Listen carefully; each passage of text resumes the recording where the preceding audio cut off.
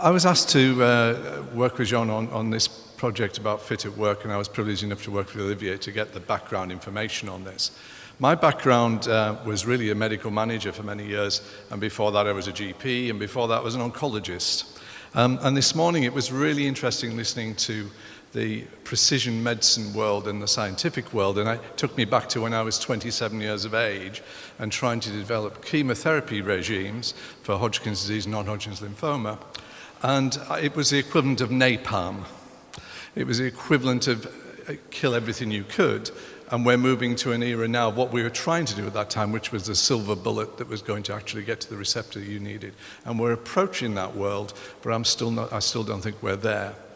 And as a consequence of that, we've got to be more pragmatic. And a lot of what we're doing at the moment, and what Jean has described today, is using other technologies to help us manage patient care. About 20 years ago, I met a very influential man in my career called Roger Neighbour. Roger Neighbour was a GP in just north of London, but he was a great writer. And he writes crime novels now, but before that he wrote books on communication. And he turned the table around with several other people about how we look at healthcare, and particularly self-care.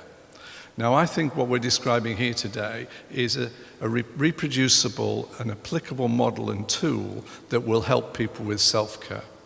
Because it's quite an eye-opener when you've left the health services I did about 16 months ago, and I visit a lot of hospitals now, and I visit a lot of general practice, and I visit a lot of policy units.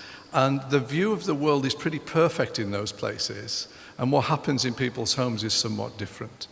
And years ago, when I was a GP, we used to go to look in the cupboards, and we'd take out the 20 sets of pills that hadn't been taken, but had been religiously prescribed and dispensed in that time. So this is not new, what John was just describing there. People never followed guidelines in the way we want, and we all thought optimistically it was the rule of thirds. I'll give you, it's the rule of sixths. About a sixth of people actually take it to religiously, and this is true for all modalities of treatment. So we've heard today about the significant load that AR gives to society. And I'm just going to concentrate on the last one there, because certainly if you were applying for a grant through my old organisation, NHS England, to look at how you'd manage long-term conditions, you would immediately go for diabetes. It has high morbidity, it kills you quite young if you don't manage it well, and it's a great burden of disease. But it doesn't in the workplace affect you as much.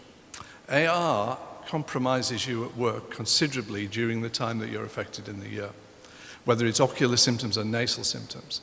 And I don't think this is recognised. And just to reinforce that, when I was talking to one of the places that we're hoping to roll this trial out more thoroughly, the occupational nurse said to me, you know, Mike, I hear what you say about this, but I don't see people in my clinic with allergic rhinitis. And I said, well, isn't that because they think we won't manage them? Isn't that because they think they're a lost tribe, rather than the fact that you just don't know that people have it and it's an unmet need? And that was exactly the same in primary care, because most people would go to the pharmacist, they wouldn't come to us.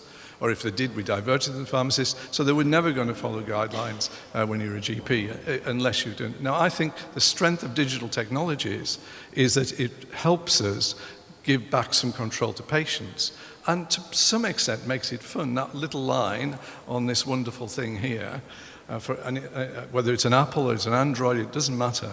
But this is the most powerful tool, I think, in a doctor's bag.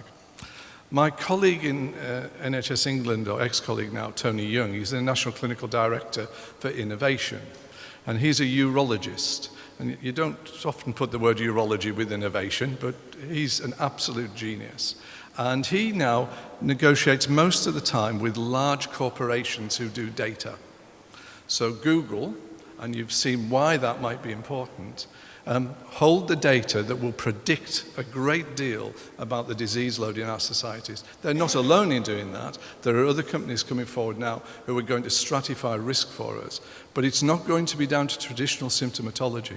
It will be some things that actually are proxies for those. And you'll have all heard of the Walmart story, where the girl goes to, the father goes in to complain because the girl got a lot of diapers through the post. And the father goes to complain to Walmart, why have you sent her some free diapers? She's not pregnant. And then it dawned on him that Walmart knew more about his daughter than he did. And just at that point, you start to think about the relevance of big data and the predictive value it has. This is just I think this is probably a way underestimate. This doesn't concur with me if you were looking at the actual load that we have from this illness, 20% at any one time suffering from it, and in work about two-thirds of those. I just don't think this is enough, but they're big figures. And in the health economy world that we're in at the moment, where most of the savings are going to be judged on how you save clinical time, and I was having an interesting discussion at lunchtime with Ruth about how you make savings is a very, very difficult question to answer.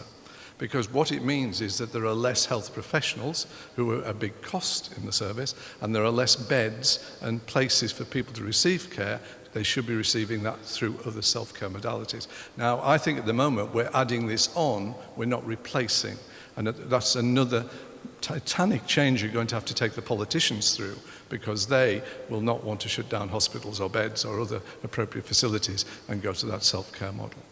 But these are big numbers, and you'll see that the allergy part of this is very, very high.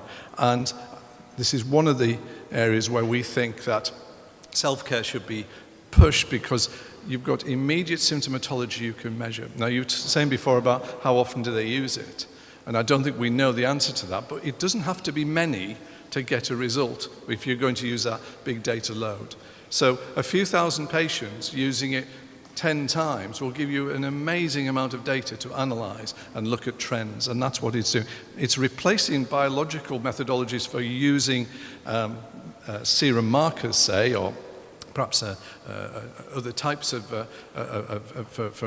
for the asthma side of it in terms of physiological markers, but it will give you trends as to what's happening. And they're very important when it comes to behaviors, because we know you could probably predict long before the pollen count tells us, as partially showed, the onset of seasonal changes for particular groups of patients. So we're trying to get these apps and other applications into society to be useful, but I don't know whether anybody's looked at the number of new applications that are coming out in health. Would anybody like to guess? Per year? It's not quite 1 million yet, but it's not far off. And the problem is that they're not validated. They're not validated tools. And this one is now becoming a validated tool, and it's important we think about it in that way. NICE in the UK, and increasingly recognised across the world, has been good for technical appraisals.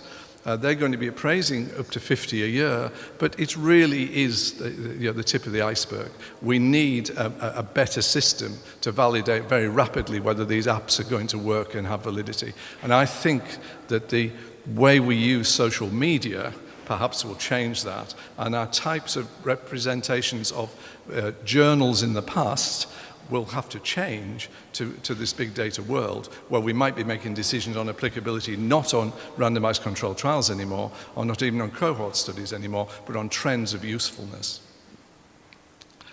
This slide is challenging to me on here, but it just demonstrates the wealth of the changes that are going on in health and in life sciences.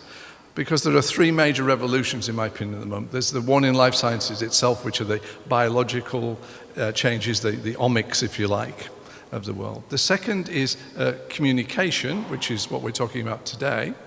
And the third is one I've alluded to, which is information. And those second two are making it much easier to interpret the first one. So the genomics project that's going on in the UK at the moment on the 12 Sentinel sites, looking at the first 100,000 genome project and looking at the cancer markers in that, is exceedingly interesting, but only if you put it with other data that describes what's happening to patients in the real world. Otherwise, it just becomes a library rather than a modus operandi of how we work. The Wi-Fi part of that, over on the left there, of course, is the enabler of all this.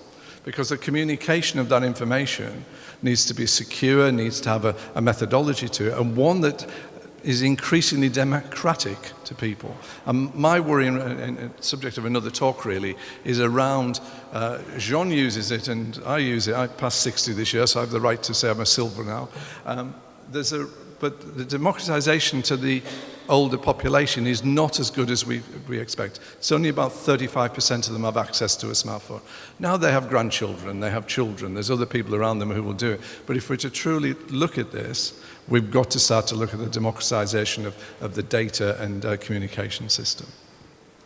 So you've heard about the Fit at Work application, the McVia app, the allergy diary, and if you've not used it, please just download it onto your phone or your tablet and play with it. It's one of the easiest things you will do, and yet it's one of the most powerful tools we have to monitor a chronic illness. And then just imagine if you were looking at other aspects of your work where that will be applicable, and let's just propagate and innovate across the system. And the twinning project, I think, will actually empower us to do that. And that's where we're getting to at the moment. You've seen this before, Jean used this slide before, but it's essential to note that we're using this as a common language across systems. The fact that we can use it in 20 countries very rapidly after its implementation means that we can start to look at regional variations across the continent. We can then compare ourselves internally to whether we're practicing the best medicines. And it's a very, very rapid tool to get that information back. It's one of its great advantages. We're not waiting there. You'll have seen the screenshots before. I'm not going to go through this, but this one and the next one, looking at the work element of this, is the nature of what we're doing in the Fit at Work project. It's a very simple project. It's not meant to be complex for patients or for the organization that is doing it. It's simply asking them to report anonymized data to the central data bank about your control of your symptoms and how it's affecting your work.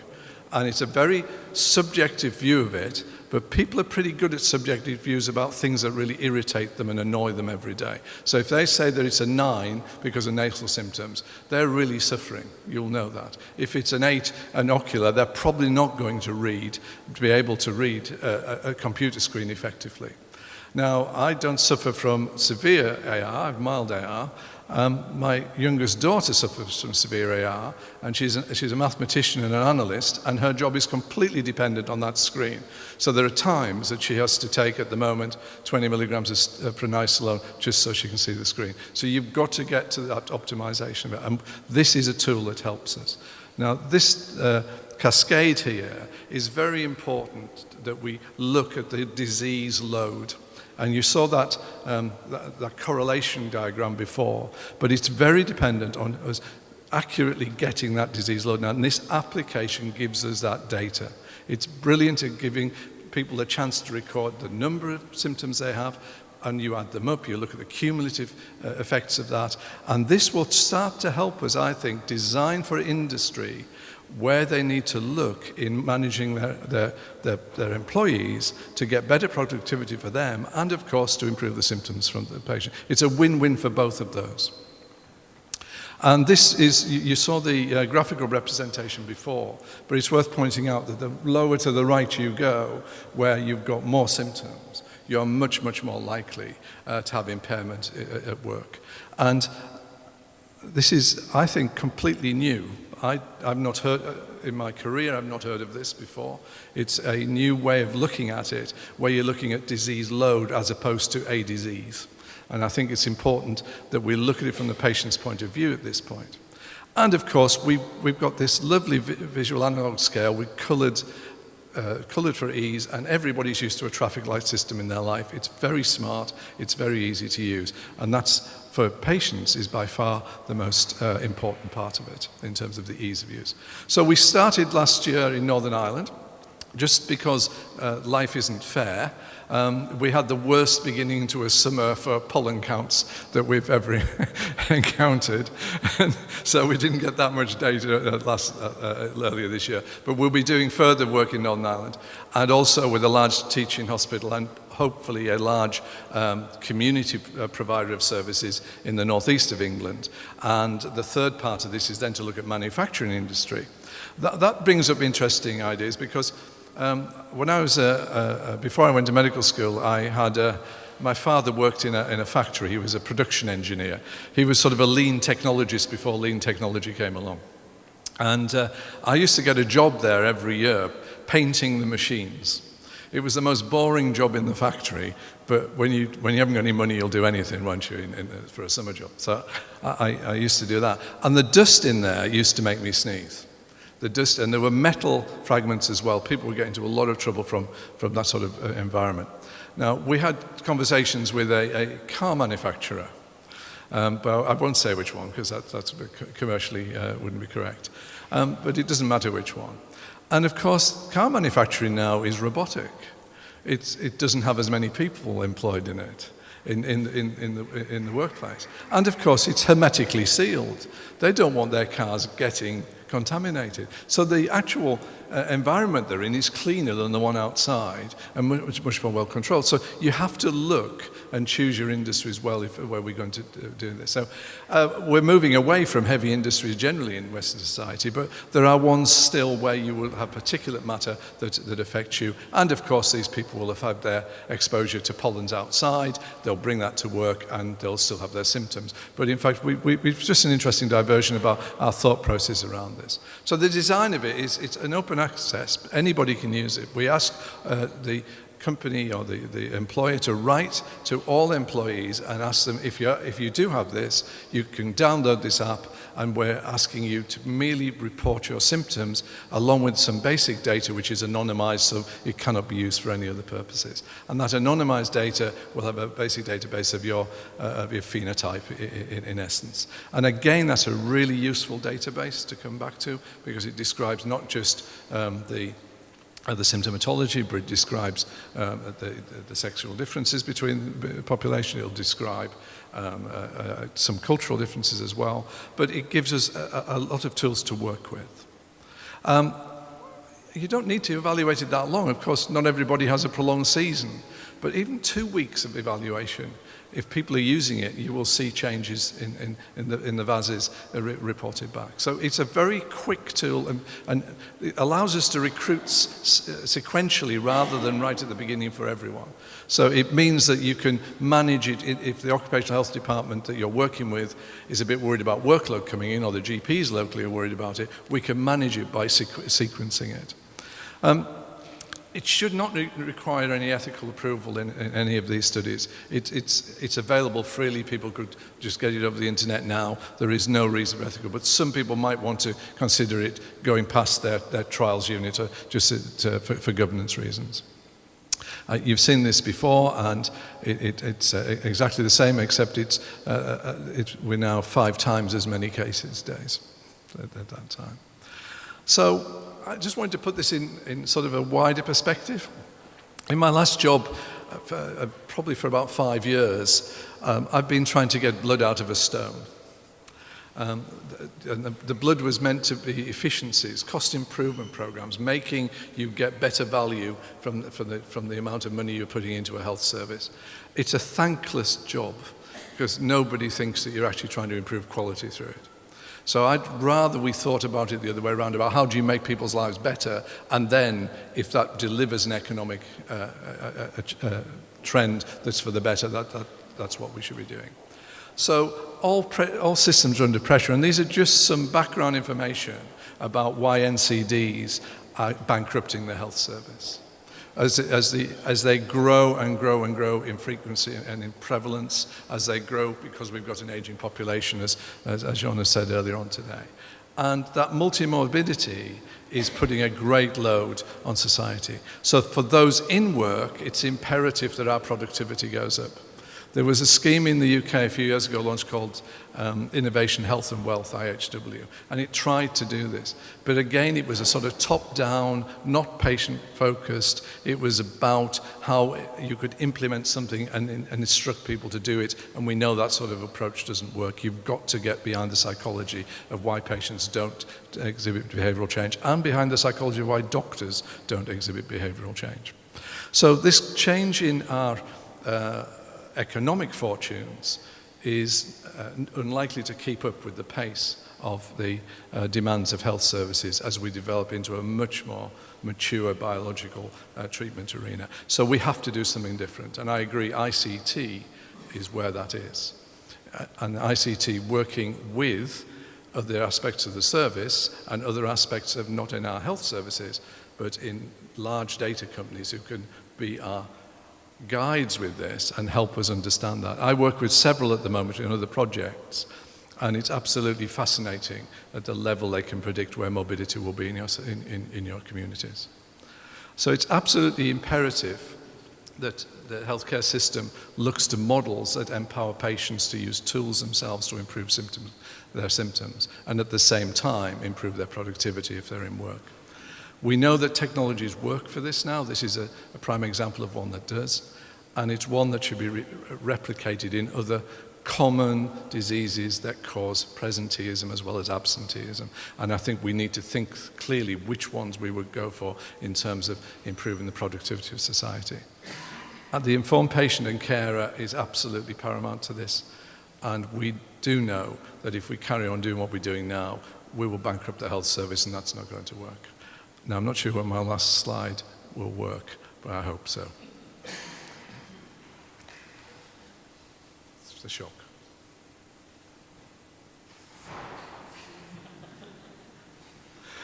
It's my favourite slide at the moment. We're trying to stop this sneezing, so I hope... It's the reaction of the mother, isn't it? It's absolutely brilliant.